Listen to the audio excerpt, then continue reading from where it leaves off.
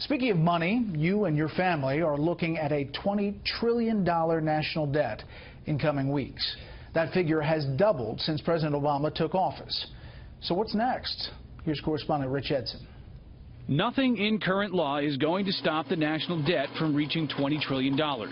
And the Congressional Budget Office says nothing in law will stop $25 and $30 trillion. At the turn of the century, the federal government owed about $5.5 trillion.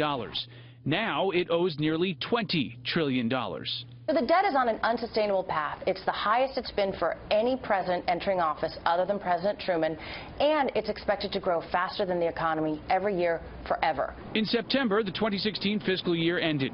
In that year, the federal government added $590 billion to the national debt. The government took in $3.3 trillion in taxes.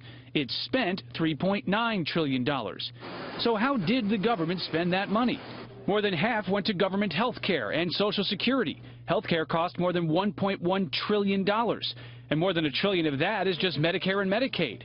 The government spent more than $900 billion on Social Security and disability insurance.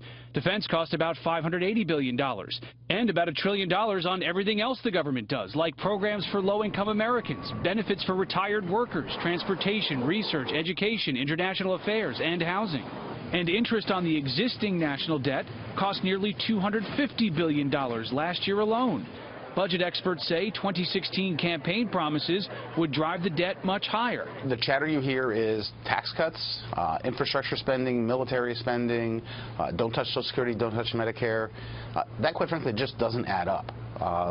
Mr. Trump inherited a very big budget problem from President Obama. The consequences, according to the Congressional Budget Office, higher interest payments to those lending the government money, lower productivity and income in the U.S. economy, less flexibility for the government to react to a severe recession, and a high risk of a fiscal crisis. The most significant budget challenge? Health care. Even just slowing the growth of health care costs would have a substantial effect on the debt. And while entitlement programs are the country's largest liabilities, making them more sustainable also means asking Americans to pay more for them or take less from the government. Brett? Rich, thank you.